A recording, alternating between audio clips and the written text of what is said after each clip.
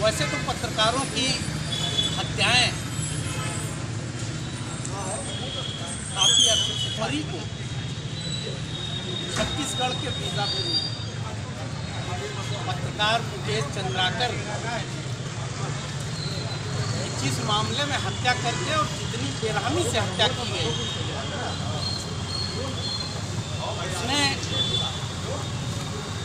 पत्रकारों जनभावना को झकझोर कर रख दिया। क्या भ्रष्टाचार के खिलाफ आवाज उठाने वाले पत्रकार को इसी तरह मुकेश चंद्राकर की तरह मौत की नींद सुला दिया जाएगा? मुकेश चंद्राकर की घटना तो अभी हुई है 1 जनवरी को। एक तरह से उन ठेकेदारों ने, उन राजनेताओं ने पूरी पत्रकारिता को चुनौती दी है। नए साल का उनको ये कहा जाए तो नए साल का उन्होंने तोहफा दिया है, लेकिन हम लोगों के लिए कलंक है।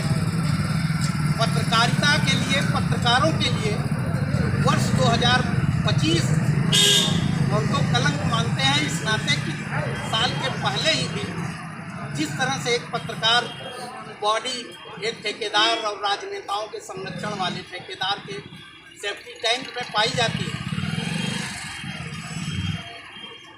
और सेफ्टी टैंक कोई घटना नहीं हुई कि सेफ्टी टैंक में कोई गिर गया।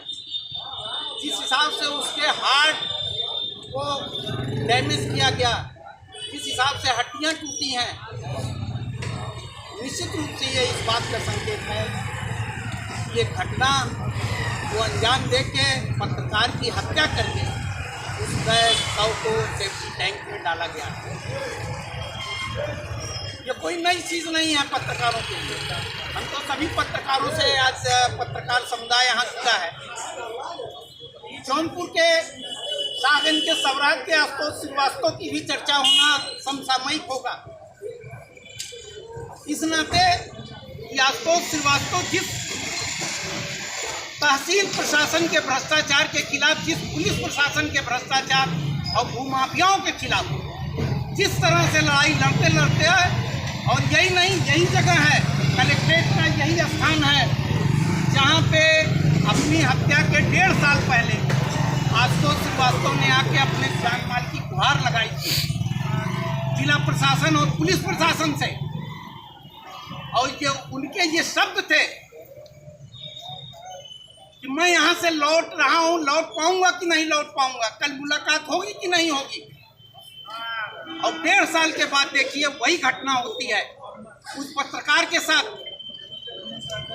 और जो तहसील प्रशासन, जिला प्रशासन, पत्रकार जब किसी भूमाफिया के खिलाफ आवाज उठाता है तो सारे राजनेता, भूमाफिया और तहसील प्रशासन और पुलिस मिलके उसको ये कह देते हैं कि ये हमेशा का ये झूठी बातें मांगते हैं, ये झूठे झूठे समाचार लिखते हैं और झूठे प्रोपगंडा करते हैं।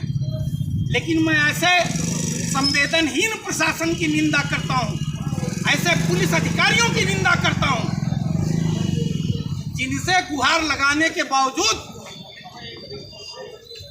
आशुतोष श्रीवास्तव की 13 मई 2024 को हत्या हो जाती है। तो मैं ये कहना चाहता हूँ कि हम किससे जाएं अपनी पीड़ा कहने। जो तहसील प्रशासन हत्या के पहले ये कहता था कि ये आरटीआई में झूठी सूचना मांगते हैं और जिस जमीन की सूचना मांग रहे हैं वह फर्जी है, आखिर उनकी हत्या के 15 दिन के अंदर उसी जमीन पर बुलडोजर आखिर कैसे चल जाता है? क्या पत्रकारों के हत्या का इंतजार करता है जिला प्रशासन और तहसील प्रशासन और पुलिस? क्या उनकी शहादत का इंतजार करती है? इसका मतलब कहीं ना कहीं वो माफिया और राजनेताओं और प्रशासनिक अधिकारियों का ये जो गठजोड़ है ये पत्रकारों के लिए काफी घातक है। ऐसे में आज का समय साथियों ये नहीं है लेकिन एक बात तो जरूर है, यहाँ पे सारे पत्रकार साथी मौजूद हैं। एक बात तो आप लोगों को आज ठाननी पड़ेगी, या तो आप भ्रष्टाचार के खिलाफ अपनी लेखनी बंद कर दीजिए। ये सुझाव भी है, अनुरोध भी है। अगर आपको अपनी जान की परवाह है या आपको लगता है कि मुझे खतरा है, या तो लेखनी बंद कर दीजिए, अपने को पत्रकार कहना बंद कर दीजिए। और अगर पत्रकार कहते हैं तो भ्रष्टाचार जो खुलेआम हो रहा है उसके खिलाफ समय समय पे आवाज जरूर उठाते रहिए। हो सकता है कभी कभी मीडिया में भी बहुत सारी व्यवस्थाएं होती हैं, ठीक है, किसी समस्या, किसी व्यवस्था, किसी व्यक्तिगत रिलेशन के नाते आप ऐसे भ्रष्टाचारी, ऐसे अस्थायी पापाचारी के खिलाफ आवाज नहीं उठा पाते। लेकिन जो पत्रकार ऐसे भ्रष्टाचार के खिलाफ आवाज उठावे, जो व्यक्ति पत्रकार ही नहीं, मैं तो उस आम आदमी को भी पत्रकार से ऊपर का दर्जा देता हूं जो किसी भ्रष्टाचार के खिलाफ लड़ता है।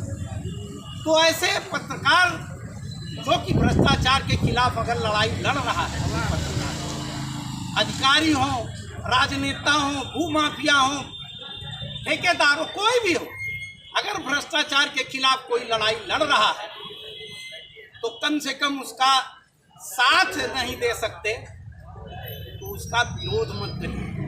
अगर कोई विरोध करता है तो वह पत्रकार, अब मुझे कुछ कहने की जरूरत नहीं है। हम आप हो सकता है कहीं समर्थन न कर सकें, लेकिन कभी भ्रष्टाचारियों का समर्थन मत करिए। अगर जरूरत पड़े तो अपने साथी के पीछे खड़े होने की जरूरत, आप पीछे खड़े होइएगा, अपने साथी के, किसी भ्रष्टाचारी के पीछे मत खड़े होने का प्रयास करिए।